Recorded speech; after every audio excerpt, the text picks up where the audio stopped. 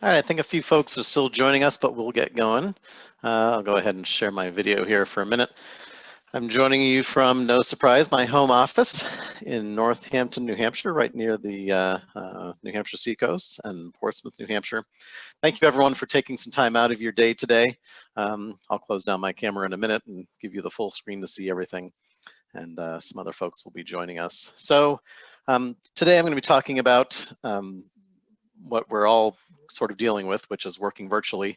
I've been working virtually now for 7.5 years. I started Ascendle as a 100% virtual company. We were born virtual, so to speak. And we've developed all kinds of tips and tricks for dealing with virtual work. Today we have a few new challenges that we don't usually have as we work from home. And I'm hoping that everyone will get at least something out of this presentation. I'll be talking about some Scrum fundamentals, so it may not be too new to all of you. But like I said, hopefully get some tips and tricks. The other thing is that this webinar platform has a nice Q&A feature. You should have a questions button on your toolbar here in the Zoom control panel. And go ahead, enter questions whenever you'd like. And I'm going to reserve some time at the end for Q&A. I'm sort of taking a guess at the challenges that everyone is facing based on the challenges that we have faced even as a virtual company, as we've all shifted from a sort of normal day to some new challenges. But I really don't know what everybody's challenges are. So if you can go ahead and ask whatever question you'd like, go ahead and plug it in there, and I'll leave some time at the end.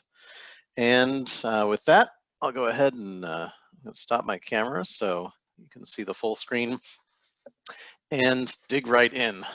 So first, just real briefly about me. I'm the founder and CEO of Ascendle. This is the highly airbrushed version of the face that you just saw. What do we do? We essentially deliver software. We develop software, whether it's cloud and platform development, mobile apps, desktop apps, and then we also help companies with product strategy, product design, and we do a lot of Agile consulting. I love personally to share everything that I've learned over the years and see other companies succeed. I've picked up a few tips and tricks in my now 35 plus years of software development.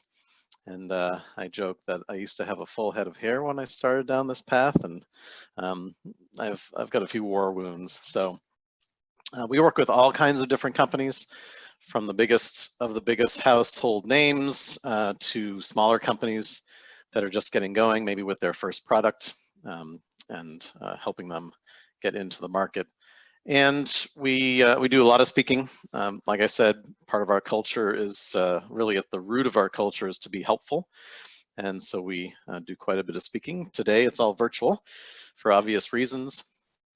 And then recently I published this book. Last year I took 2 years to write down everything I've learned about Agile over the years and produce this 500-page book. If you have a copy of the book, that's great. If not, it's available on Amazon. And at the end, I have a few chapters that sort of tie into this particular presentation. So if you've just joined us, just a reminder, you can go ahead and put any sort of questions in that you'd like me to answer, and I'll make sure I get to those at the end. So I see that a couple of you put questions into the chat window. If you guys look at your participant panel, you should see it's actually called Q&A. If you put the question into that Q&A area, what's kind of nice is that other folks can upvote those particular questions, and then hopefully we'll get the most important questions or most popular questions up toward the top. So if you did put your question in the chat window, if you could put it again into the Q&A section, that would be awesome. And anyhow, without further ado, enough about me and us. Let's dig into our topic today. So things are a little bit different, right? No one expected 2 months ago that we would be facing the kind of challenges that we have today. And we've all had to adjust. Like I said, even us as a born virtual company, we've had to make some adjustments over time to tackle what we just have to face every day. And it can vary depending on your particular situation. If you've got young kids at home, a little bit different dynamic than going to the office every day. And we have a couple of teens at home. We attempted for some time to get them onto a normal schedule until I read a meme on the internet that said, just assume your teens are second shift workers. So just let it go. It's okay that they stay up till 3 a.m. and roll out of bed at noon. It's fine, as long as they keep up with their schoolwork. So a lot different world, and things that we haven't really faced, besides the distractions, just kind of staying motivated every day. You know, how do we kind of get up every day and keep things rolling? Obviously, those of us who are fortunate enough to not be directly affected by the you know, this big change in the world, we need to keep things moving. You know, we need to keep delivering business value to our companies and keep our teams going. So the good news is that we have our teams. We have the other folks that we're working with. Everybody around the world is in the same predicament. So, you know, for me at least, there's some comfort in knowing that we all are facing this together. And I've actually found comfort in the fact that I've kind of become closer to people on a personal level because we have those personal conversations, and as we sort of fight our way through these challenges. Now, the piece of good news is that we've always had challenges that we're facing today.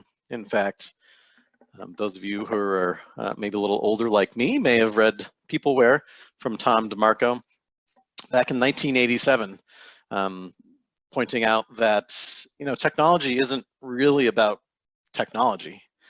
It's about people. It's about people working together to drive toward a common goal and drive toward our business goals as we work in our companies. And what's really nice about what we have with Agile, and particularly Scrum, is that it's engineered around these challenges. I like to call Scrum a social engineering framework. It is one of the Agile processes, but at its heart, it's all revolving around, well, how do we get people working together and aligning and pushing against the wheel and moving in the same direction? And we've been able to lean on Scrum as we've been virtual for the past 7.5 years, but especially today, being able to leverage some of the core aspects of Scrum. And all of it's important. All of this stuff that we have with Scrum is critically important, and it's really super critical that we keep doing all of those things. But as I sat back and over the past month or so and thought about this presentation and thought about what I wanted to talk about, there's really two areas that I think form the real foundation of being able to drive productivity forward in spite of all the challenges that we're facing. And those are really the sprint backlog, relying on that as the sort of the backbone or foundation of each of the sprints that we run, and allowing us to drive forward and keep the communication high. And then the other one, which is probably pretty obvious, is the daily Scrum. So I'm going to be talking about those two areas in the balance of this presentation. And again, I'm going to leave room at the end to address the questions that you guys are putting in that Q&A window. So what are the 3 key success factors that I see in this new world?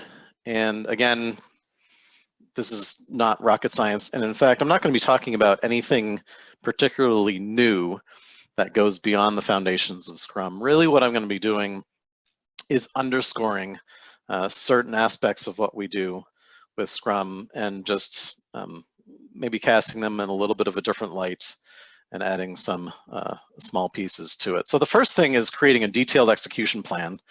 This is going to tie into sprint planning, making sure we're going to hit the ground running. The next one is to coordinate our work daily, which really goes beyond just the daily Scrum, and then leveraging our communication tools. And I'm going to throw one tip in at the end, which has to do with managing bugs, which can derail the team if you don't carefully manage them. So let's dig right into the first one here. So sprint planning, I think all of us who have been doing Scrum for a while understand what sprint planning is all about. It's figuring out, okay, in the next 1 week to a calendar month, 2 weeks being the most popular, what is it that we're going to do? And teams do sprint planning in all kinds of different ways. It could be a conversation where you just kind of chat and say, let's take a look at the product backlog and let's see what's at the top and let's just start chipping away at it. And other teams do a quite detailed sprint planning. But at its simplest, it might be, I look at my product backlog, I look at a few user stories such as these, and then the team pulls them in and just starts working on those stories. And so this is what I would call a high-level sprint plan. We're going to pick 3 stories off the top of the product backlog, and we're just going to look at the story points maybe and get a feel for how big those stories are and then based on our velocity over time, figure out what we think we can take on. And there's definitely some benefits to this. It's really fast. We can get together, spend a minimal amount of time doing that planning and get going. And then we can be really flexible. So as the sprint carries on, we have all kinds of flexibility to change things along the way and figure out the details as we go. However, there are some drawbacks with this really high level type of sprint planning approach. The first one is that you may encounter some gotchas. So you start working on the story and then you say, oh, we're not really sure what this means or how this should work. And you have conversations with the product owner. The product owner might say, oh yeah, that's a really good question. I haven't really thought about that. What do you guys think it should do? And that's certainly part of Agile, those continued conversations, but sometimes that can sort of interrupt the progress of the sprint while we figure that out. The other challenge, which can be particularly challenging in this environment, is it really relies on real-time communication throughout the entire sprint, all day, every day, because we are continuing to coordinate and collaborate in real time in order to drive those stories to done.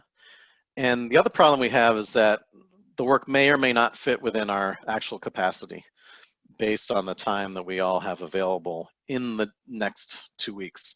So although we may use those story points, we may run into a problem where we discover a little bit too late that things don't fit. And oftentimes what that results in are sprints where the stories don't get done. And the stories don't get done on the next sprint, they don't get done on the next sprint. So maybe I'm taking 4 or 5, 6, 10 stories on and 2 or 3 of them don't get done. And so it becomes really difficult not only to sort of predict how much you can get done, but it becomes distracting because you end up doing work on stories that don't quite get driven to done. And the other problem I've seen is that it starts to erode that level of trust that you have with your stakeholders. So the stakeholders are looking at what the team is producing, and if you're not quite getting done what you say you're going to get done all the time, that can become a problem. That's not to say, by the way, that you always have to get all of your user stories done in every sprint. In fact, you should probably be hitting only maybe 80 to 90% of your sprints all the time, because otherwise you're not kind of pushing the envelope and figuring out what you can do. So I recommend a different approach. I recommend what I call a detailed execution plan, which is during the sprint planning process, taking each story and breaking it down into tasks, or if you're a Jira fan, subtasks. But the key concept here is that what I'm going to do with the team is get together with them and create a plan. Now, part of this is the hours. So I'm estimating how much time each of those subtasks might take. And that helps us understand as a team, well, do we have enough time to do all of this? When I take the time that we have in the next couple of weeks, including perhaps any holidays or company meetings or town halls or whatever it might be that I need to deal with, and then I subtract off any other stuff that I need to do as just as part of my job, checking email and other meetings with my manager, for example, and then subtracting Scrum ceremonies, how much time do we actually have left to work on the stories in the sprint? So it helps me right size that effort. The other part is the actual plan, the actual strategy around how we are going to do this. And what I found is that when a team is forced into thinking through exactly how we're going to do it, that's when questions come up. And the good news is that if you suss out those questions at the beginning of the sprint, you can get them addressed, if not during sprint planning, then shortly thereafter. So in this case, the second subtask is research and select a spell checker component. We might have thought, well, didn't we already figure that out somewhere? Didn't we do a spell checker elsewhere in our fictitious e-commerce application? And the team says, oh, no, we didn't. We better reserve some time to actually figure out what we're going to use. We're pretty confident that there's components out there that we can use. Maybe even another team has used something and we can go ahead and do that. So again, here it's both the time as well as the strategy, and it forces the team into thinking about the user story in a completely different way than if they just kind of took this story at face value and tossed it into the sprint. And then what we do is just repeat that for each user story.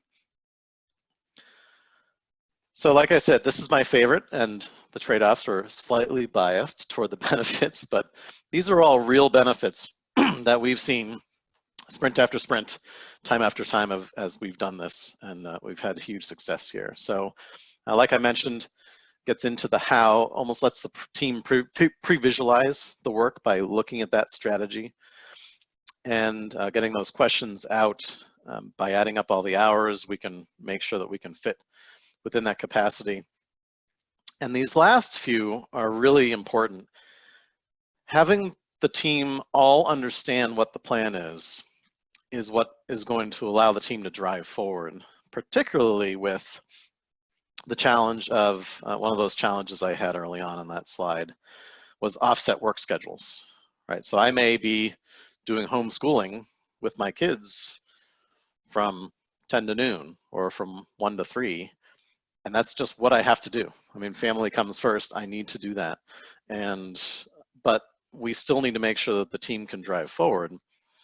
So having that shared plan and that sort of backdrop of those details allows us to divide and conquer. It allows me to take something on, and I might be working a crazy schedule. I might be working, who knows, 7 a.m. to 10 a.m.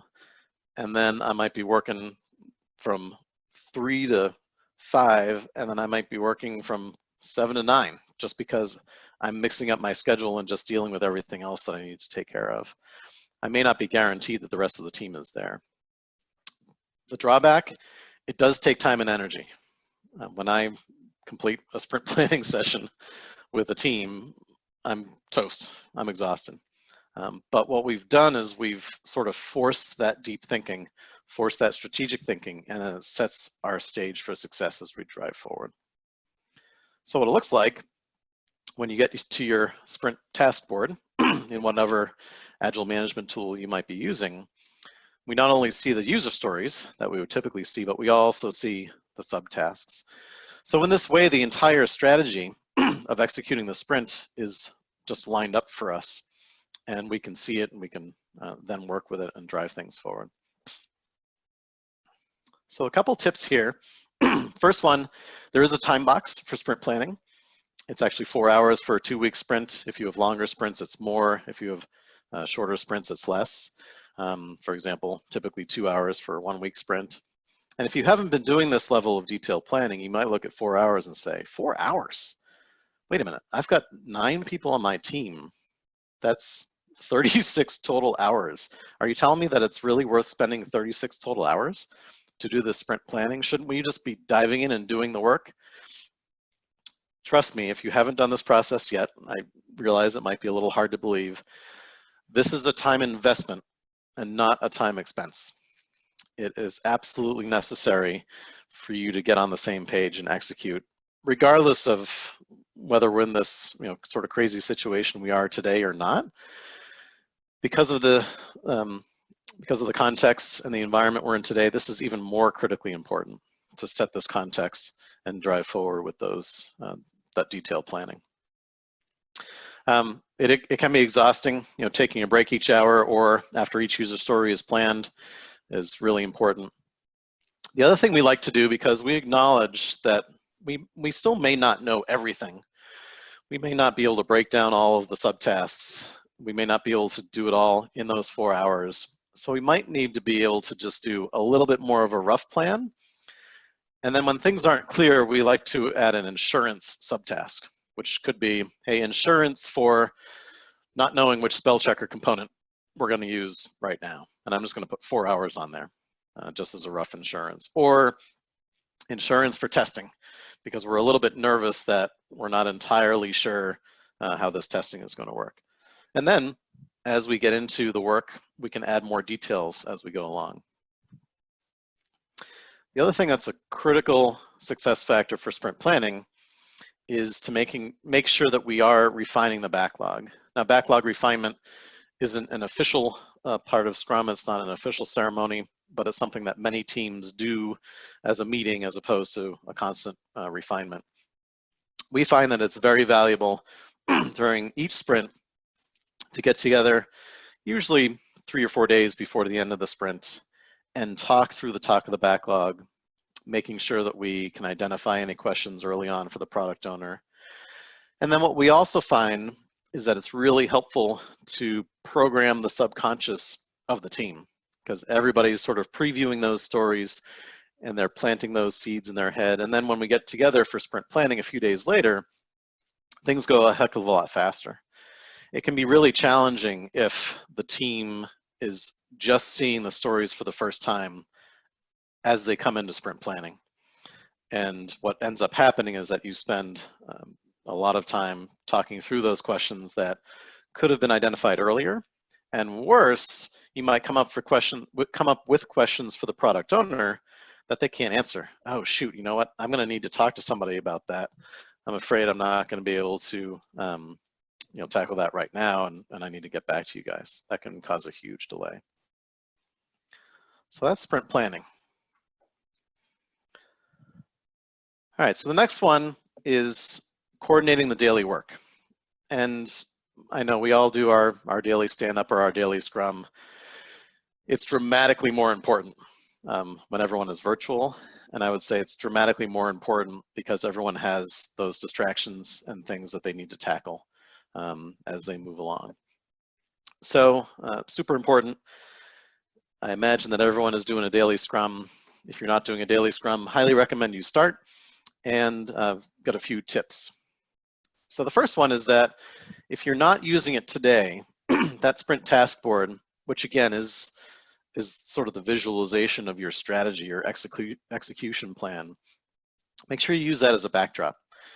It's sometimes easy to forget to use that, and then what we're talking about as a team kind of drifts from that sort of source of truth on the sprint task board. That sprint task board is super important because it allows everyone to keep in sync, even when we're not all talking or even working at the same time.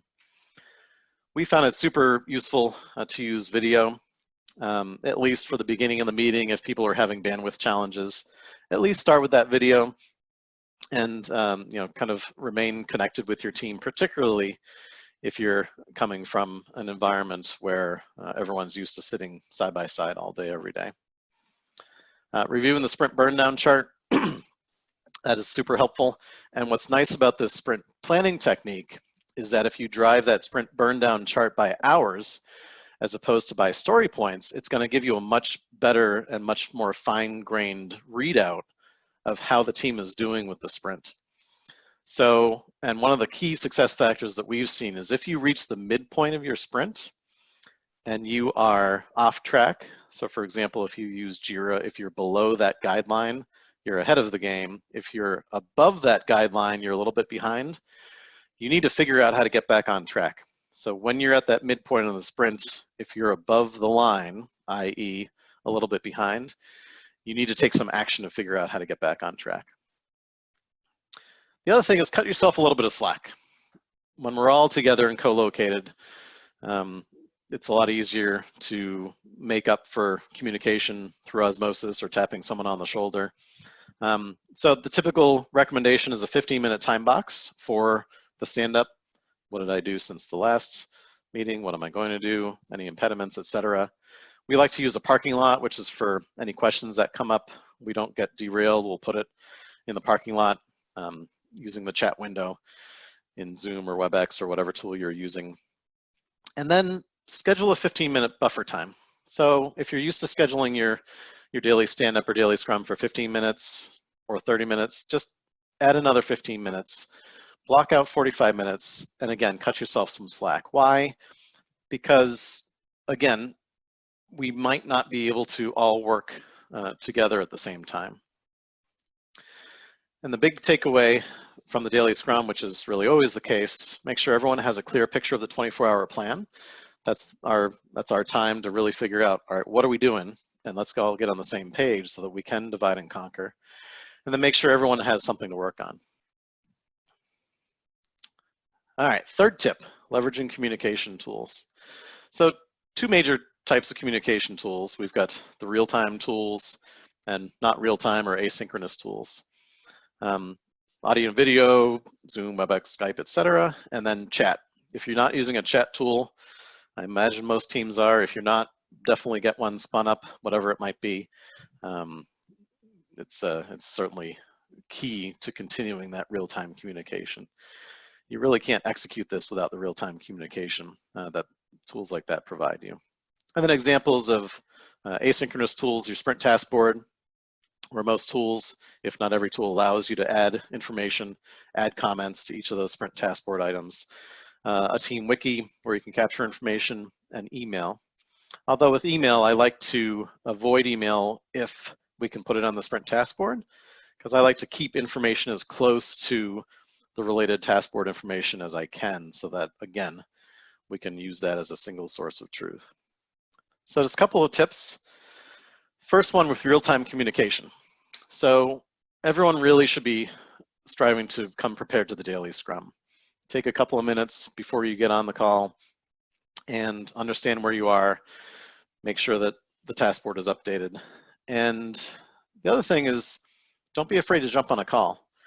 So again, we have a heavy reliance with Agile and Scrum on close coordination during each and every day. So don't be afraid to jump on the call. The other thing is to make sure you over communicate in chat, or at least err on the side of over communicating in chat, just letting folks know. I need to turn off Slack because I've just been distracted all day. I need to get some stuff done. Does anyone need anything from me right now? I'm switching modes to homeschooling. I'll check back later. Again, anyone need anything from me right now? And then, hey, I'm stuck on this work item. Can someone jump on a call with me and help me out? I need to move things forward. Another thing that we find really helpful is, if your technology supports it, is integrating the chat and the Agile tool. So for example, we use Slack for our chat tool, and we use Jira for our Agile tool.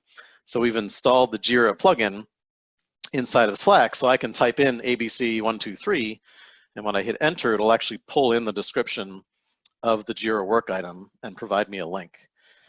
It's just these little things that enhance communication are super powerful, because that's what speeds us along. If someone doesn't have to pop open Jira and go hunting for ABC123, they can see it right there on the screen. They're just going to be faster, because we're going to avoid having to decrypt what that ID means. The other key tip here, again, assuming that you have challenges with everybody being able to put in a 9-to-5 day or whatever your normal work schedule might be, try to coordinate with the team and figure out at least 3 or 4 hours a day where you're all overlapping. Assuming that you're going to be able to overlap 100% of the team 7 or 8 hours a day, it might just be too high an expectation. So I recommend that you, again, cut yourself some slack and just figure out, all right, guys, what are we going to do? Mornings, afternoons, middle of the day, what can everyone commit to usually, unless something comes up, that we're all going to overlap, so that we can do that close coordination and making sure that everyone's equipped, that when we're not all overlapped, that they can move things forward. This also obviously pertains to teams that are located in different time zones. If you're located in different time zones, you've probably already figured this out. But again, much more important today, where you need to drive the communication higher. Some asynchronous communication tips. The sprint task board, using that as the single source of truth is super important because, again, we're not talking all day every day like we typically might be, particularly if we're used to being co-located. So keeping the board updated is super important. If you are sort of going offline for a while, take a minute, update the task board. That way someone doesn't have to try to hunt you down with what's going on, particularly if you started working on something, you need to put your name on it because that puts a stake in the ground that someone else doesn't come along and grab it and starts working on the exact same thing that you've just been digging into. Adding comments as you go along, super helpful as people can, again, use that to see what's happening. And then, as I mentioned, making sure the board is updated before each daily scrum. If you don't need an answer right now, using the task board with comments at mentioning the person so they get an email notification, or using email if it's not related to specific work items and the board is helpful. Obviously, if you need an answer right now, jump into the chat tool, jump on a call, and get it figured out and move forward. And then super helpful if you have a wiki, such as Confluence, SharePoint, etc. Anything that we like, as we say, needs to live beyond the scope of the current sprint, we like to put into that wiki. This is just another small point that you guys may all be doing already, but another small point, when you're trying to hunt down, hey, what's the URL for that test server? And you have to take the time to figure that out. It's just time that distracts you from making more progress on your sprint. So whether it's test URLs, test users, test plans, links to different things, links to different code repositories if you've got multiple, anything that someone's going to need to equip them to move things forward. May be obvious, but just be careful. What you don't want to do is put those things into, for example, a JIRA work item, and then you're hunting through the last 3 sprints to try to find, where was that link? It was somewhere here. That's just wasting time, and what we can't afford to do is waste time that we otherwise could avoid. So again, for those of you who have shifted from a co-located model to a work from home model, just remember this was all much easier. This just kind of faded into the background because you could just turn your chair around and say, you know, hey Sally, can I ask you a quick question? And if you're just getting used to this, you know, again, cut yourself some slack. That's the real theme of my talk today, is do the best you can. All right, bonus tip. This is something that I've seen a lot of teams struggle with. It seems like it's a little bit outside the context here, but I wanted to throw this in. Bugs have a nasty way of completely derailing a sprint if you don't treat them right. And you know, a couple different challenges that we all face with bugs. They're a distraction. I'm right in the middle of coding this new functionality and someone comes along and says, hey, we just found this bug, can you look at it? I drop everything that I'm doing, I'm trying to reproduce it, no one knows how to reproduce it. Where's the log file? Oh, there's no log file, etc. Super difficult to estimate. Yeah, I used to joke when someone asked me how long it would take to fix this bug that I know nothing about. And I'd say, well, probably about 5 minutes to 6 weeks. I have no idea. I don't even know what's going on with it yet. I need to dig into it. And it can really be a threat to your sprint if you don't control it. At the risk of dramatically oversimplifying things, I group bugs into 2 buckets. One is a bug that's introduced during the current sprint. We're coding a new story. We tested it, something doesn't work right. Pretty simple. The other one is something that existed at the start of the sprint, meaning if I went back to the code base at the moment we started the sprint, if the bug existed at that point, then I'm going to treat that a little bit differently. If I introduced it in the current sprint, I'm going to fix it right now. Why? Because I can't really call the user story done if I broke something or if something in this new story doesn't work right. If it existed at the start of the sprint, I'm going to give myself permission to ignore it. And I'm just going to ignore it for now. Unless it's super critical, it can't possibly wait. There's a customer that's down, they're dead in the water, we have to drop everything. That's usually not the case, knock on wood, if your product is fairly stable. So, and this also ties into the concept that once a sprint begins in Scrum, the scope is not allowed to be changed, right? So technically, the only option for the product owner if there's a critical bug, is to abort the whole sprint. Usually we don't do that. Usually we try to fit in the work that we might need to do on that critical bug. But I suggest thinking about bugs in these two different ways. If it's new, go ahead and fix it. We usually just add a subtask to the sprint task board to fix the bug, retest it, and drive the story to done without any bugs that we know about. And then if something slipped through the cracks in a previous sprint, put it at the top of the backlog and then work on it later. So this is the sort of the two categories and two treatments of bugs. If you introduced it, fix it now. If it existed, put it at the top of the backlog. And the top of the backlog is really important. You don't want to continue to accumulate bugs and accumulate bugs. Why? Because the product is not in a potentially shippable state. Unless the product owner looks at a bug, maybe the team has chipped away at it for a couple of hours and the product owner says, you know what, this is such a weird bug that I don't think it's really going to happen. Let's go ahead and close it for now. And then when we ship this version, if customers stumble across it, we'll tackle it then. You guys, you took a good shot at it. Let's not get totally derailed by that. So one last thought before I dig into the questions. Do your best and forget the rest. So everyone's under a super high amount of pressure these days. It's not business as usual. And what I tell my team members is, look, do your best that day. And that day, your best might not be that great, but it doesn't matter. Because as long as you do your best that day, that's the only thing that anybody can ask for of you. And maybe the next day, you'll be cranking along and everything is great and you'll do much better. So like I said, cut yourself some slack, do your best, forget the rest, and drive things forward. So I'll get into the questions here in a minute, but I do have some further reading here. In my book, these chapters tie pretty closely into what I was talking about today. And if you have a copy of the book, great. It's available on Amazon. And hopefully this will help you with some additional information. All right, let me switch into questions mode here. All right, so Zoom is now forced ranking my question backlog. Let me just read this one real quick. I'm going to read it out loud here. We've effectively moved an over 20,000 person workforce to working remotely in the light of COVID. That is an amazing accomplishment. Good for you. Will likely remain this way until late summer. Moving forward, a lot more lenient, flexible work from home policy. Big question a number of people in my company has brought up. How do we continue being successful with any given team being half work from home and half in the office? What tools, practices do you know or recommend? We have some ideas, but we'd love to hear yours. So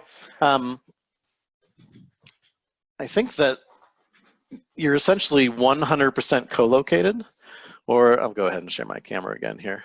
I think you're 100% co-located or you're not.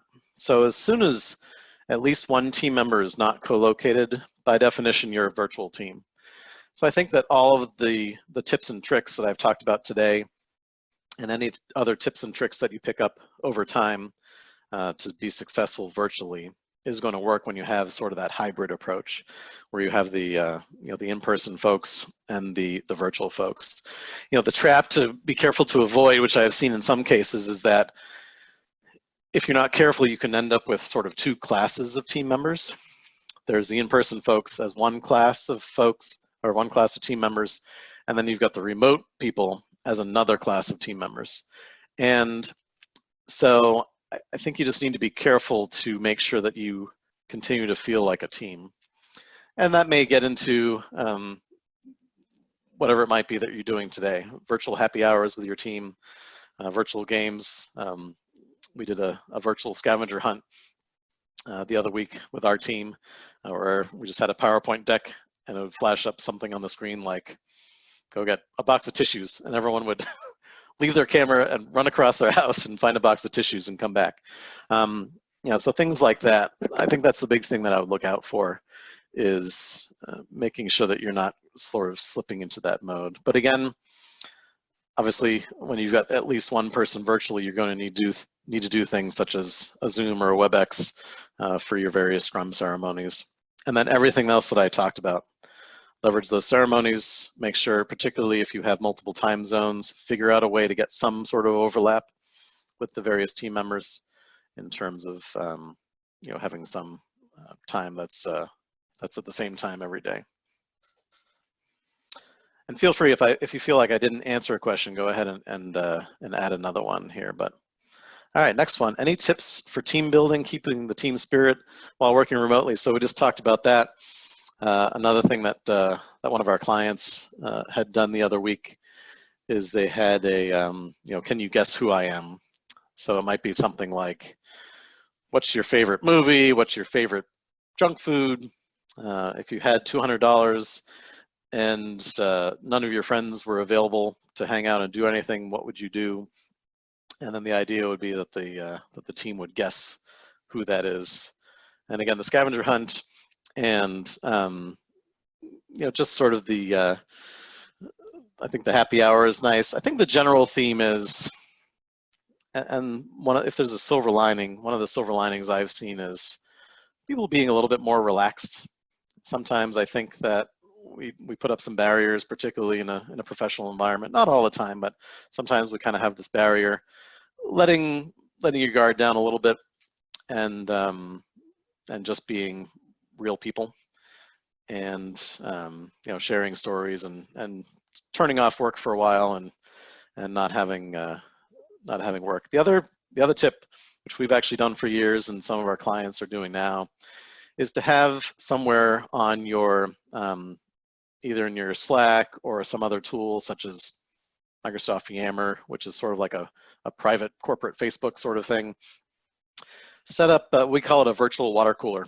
And we just have a channel where people just post pictures of their kids, pictures of their pets, funny safe for work memes. And again, getting into a little bit more of the personal side, and blow off a little bit of steam. So hopefully that helps. How do you measure performance of individuals on a per sprint basis? Yeah, that's a thorny one, right? How do I measure the performance? I think there's more characteristics than necessarily like a performance metric that I can measure. And to me, the biggest measurement is, do your team members have what they need or get what they need from you? And that could be as simple as, do you answer my question when I ask you something? Now, if I send you something in Slack and you're away from your computer because you're helping your kids out with their work from home stuff, that's not what I'm talking about. I'm talking about, hey, we talked at the daily Scrum, you were going to do this, and then get back to me later. I sent you 3 emails and 14 Slack messages, and I never heard back from you for 24 hours. And that's sort of a repeating pattern over and over and over again. I think that's the biggest metric, is that, are we just helping each other out? It's really difficult, I think, to measure with any sort of empirical approach a team member's contribution. And I know that's sort of a non-answer, and I know that's sort of hand-wavy, but at the end of the day, it's pretty obvious when someone is signed up to be a team member and when they're just not quite contributing. Another indication is just willingness to help out. Hey, I'm waiting on something, I'm kind of stuck right now. Is there anything else I can do to help anybody? Or if no one has anything else I can do to help, can I get on a meeting or a screen share and just watch what somebody's doing in an area of the product maybe that I haven't worked on before? So just that willingness to sort of jump in with both feet and do whatever it is that I can do to help out. And it could be something as simple as, I'm a developer, but I could do some testing right now. I don't think I can write any more code. There's 3 developers working on the last story in the sprint, and maybe I can help out with doing some testing. A tester can't always write production code, but usually a developer can do some testing, particularly if there's a nice test plan that's been written. So hopefully that helps on that one. Can you share success stories and tips for validating business value? At its simplest, get your stakeholders to show up to your sprint review and ask them how they feel about how the team is doing. And because at the end of the day, business value, again, at its simplest level, is measured by the satisfaction of the business stakeholders, because they see the intersection of what the business needs and what the team is delivering. For a more detailed description, if you go on our website, we actually have a whole executive guide that talks about measuring value and ROI with your innovation initiatives. That's the super detailed answer. So high level, if you don't have your stakeholders, your key stakeholders showing up to your sprint review now, figure out what to do to get them to show up, even if it's for the first 20 minutes of your sprint review. And what we do is we actually ask our stakeholders to rate how we're doing. On a scale of 1 to 10, just how do you feel like we're doing? Are we delivering value to the business? And they'll tell you what they want. Well, we find that technique to be particularly useful because it just forces them into actually putting a number to it. And it helps to understand if you're not delivering what the business wants. What we see is that if the product owner is doing their job, meaning if the product owner is staying in tune with the needs of the business, by definition, the team, assuming they're actually delivering completed, fully tested, fully working user stories at the end of each sprint, by definition, the team is going to move the needle for the business, because what's at the top of the backlog is what's going to deliver the highest business value. Where I think you get into real trouble is when you start to have the business and the Scrum team drift apart like this. Because if you have the product backlog filled with stuff that's unimportant, because there's such a disconnect between the team and the business, you're never going to be able to deliver business value. And the other thing is that the Scrum team is not equipped to understand what's going to deliver the best business value. That's why we have business stakeholders, and that's why we have the product owner role. So by having stakeholders show up to that sprint review, particularly product folks, it's going to force a feedback loop that will pretty quickly result in having to fix it. Because if they show up and they're like, what the heck is this, guys? I don't even know why. Where'd you guys get this stuff? Why is this important? I haven't heard any customer asking about any of this. It's going to pretty quickly force that to get fixed. All right, what's the role of a business analyst during the sprint? How can the BA contribute to the smooth running of the sprint before and after releases? So the way I think about the business analyst, if the business analyst isn't the product owner, is really the right-hand man or woman for the product owner. You know, helping the product owner before the, even before the backlog refinement, kind of understand the details of the user stories, fleshing some things out, probably not going forward the next 16 sprints to figure things out, because we want to right size our effort toward the top of the backlog. But being that right-hand person, helping to validate the approach, hoping to validate the business value of the user stories, getting out in front of the product owner and kind of understanding what is it that we're trying to do, what is it that we're trying to accomplish for the business, working with those stakeholders, and then channeling that information into the product owner. So I think the product owner role and the business analyst skill set and value that the BA delivers, I think, are very well aligned, and I think that they can work shoulder to shoulder, so to speak. Before and after releases, the thing the business analyst, again, helping the team and the product owner, can help communicate, well, what is it that is in this newest release?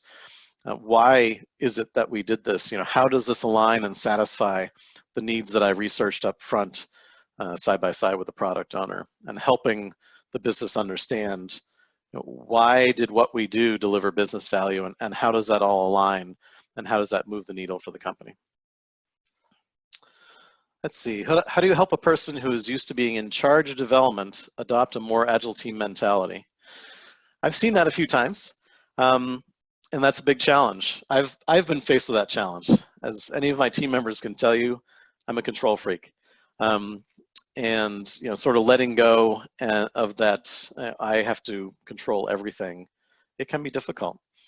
The biggest thing I like to say is that there's a huge role to be played by a traditional technical manager who's used to telling people what to do and exactly how to do it, to play a huge supporting role.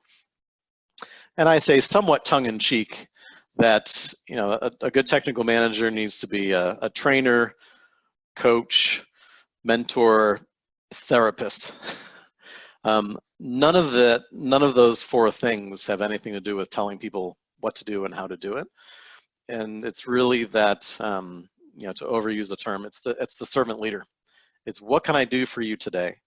And again, it can be hard to adapt to, but it's super important to be able to move to that. And I think what you can do is you can help them by saying, look, and this is how I've explained it to some folks, look, if you come up with all the ideas and you tell the team exactly how to do it and they run into trouble, whose fault is it?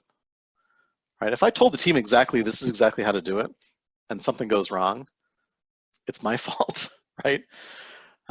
If instead you say, look, how can I help you guys? Let me know. Generally keeping an eye on things and saying, hey, I think you guys might be about to run off a cliff. They retain ownership. And if something goes wrong, it's not their fault, but they need to take ownership. A lot of leaders ask me, hey, how do I get teams to take more ownership? I watch your teams execute and they're unbelievable. They totally own everything and they just make stuff happen. And I know that you're not telling them exactly how to do everything every day. So, well, we empower them. And to empower is to grant power. I say to my teams, look, I actually can't tell you exactly how to do this. I'm not on your team. I might be the CEO of the company, but I'm expressly forbidden to tell you how to do it. And this is where a good Scrum Master comes into play. And I think it's also where strong leaders come into play, where they say, look, this is your job. It's actually always been your job. It's just that we're in a different world now where we can empower these teams and actually have them do the work, and they don't need the direction that needs to be provided. And then the final thing I would say on that topic is, if I'm telling the team what to do, I've got one brain on the problem, mine, right? If instead I say, you guys are empowered to figure out how to make this happen, I've got all those brains on the problem, and I can drive things forward much more effectively for the company.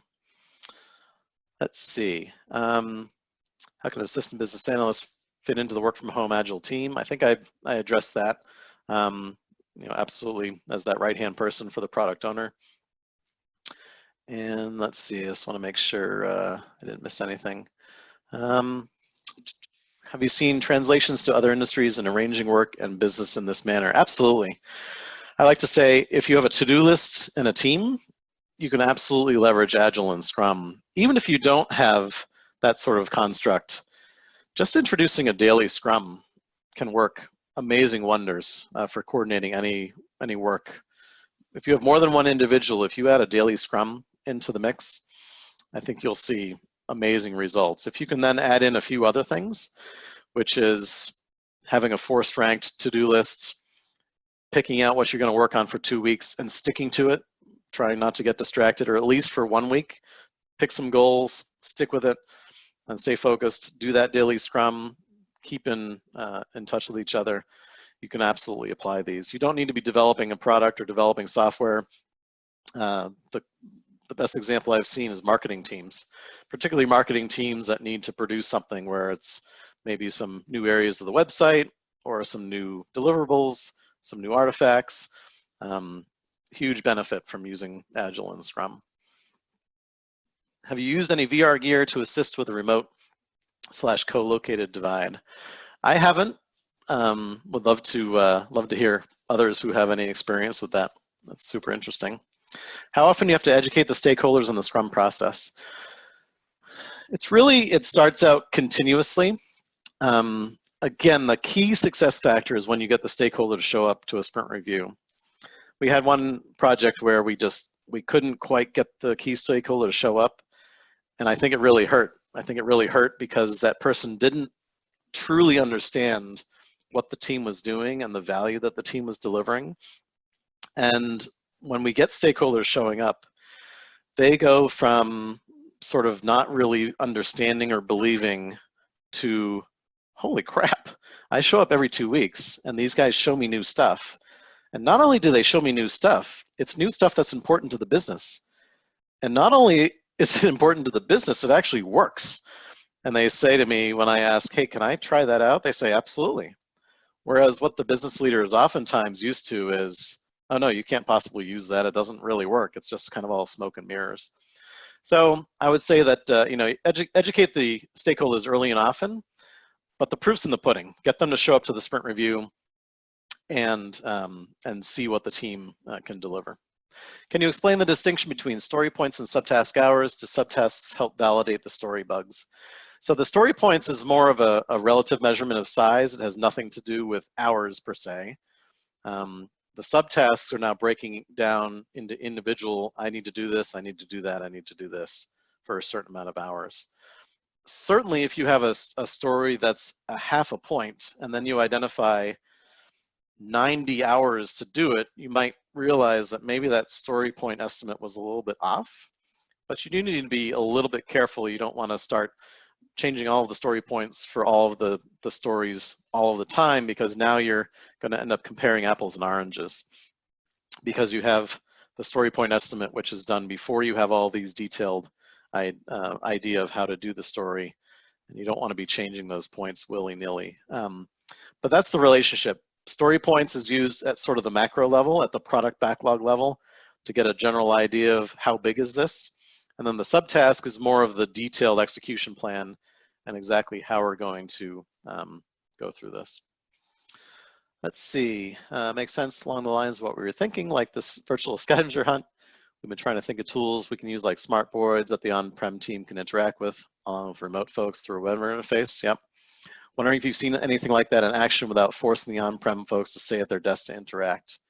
You know, I have seen teams where they have just a webcam, where the remote team members can just kind of see, are people in the office, what are they doing? Not that they're necessarily going to keep it open on their second monitor all day, every day, but just the idea that you can kind of check in on what's going on. And again, the sprint task board, it's not sort of like a live moment by moment look at what's going on. But you know, that's another big piece. And then again, even if people are a little bit embarrassed about the video, just try to get on video, especially at the start of the daily Scrum. Let's see, during the season of 100% remote teamwork, does it make sense to invite product owners to daily Scrum for review of gotchas and bugs discovered during the current sprint? I'm a huge proponent of having the product owner at every daily Scrum. In fact, every Scrum ceremony, particularly sprint planning. You really can't do the sprint planning work without the product owner, in my opinion. But absolutely invite the daily product owners to the daily Scrum. Usually what we do is we have all the development team members do their update, and then we say, all right, product owner, anything for the team to know or understand? We put questions for the product owner in the parking lot, and then we'll get an update from the product owner. Now, some product owners are a member of the development team, they're doing work on the team. But if they're a more traditional product owner not doing the work, absolutely get them to the daily Scrum. That's immensely important. Not only to have questions answered, but they can get an understanding of what's going on. For example, they hear that the team is totally stuck on this user story, and the product owner is thinking, this is not worth it to me for these guys to be stuck. What are you guys stuck on? And they might say, we're stuck on this thing right here. The product owner says, well, that was nice to have when I thought that that might be easy. What would happen if you guys just ignored that one bullet point and just finished the rest? And they might say, oh, we'd be done this afternoon. The product owner can say, screw it, cross that out. I'll create a new story in the backlog. We'll come back to it later. That's a huge way to accelerate progress, because otherwise the product owner, if they have no knowledge of that, the team could just be spinning their wheels, where the product owner can in real time essentially renegotiate with the team to remove stuff. Now you need to be careful that the product owner doesn't try to renegotiate to add stuff, because that's not allowed. All right, last question, and I'll cut you guys loose here, 1 minute over. Does the product owner enter stories before sprint planning, and then team members add in tasks after sprint planning or during sprint planning?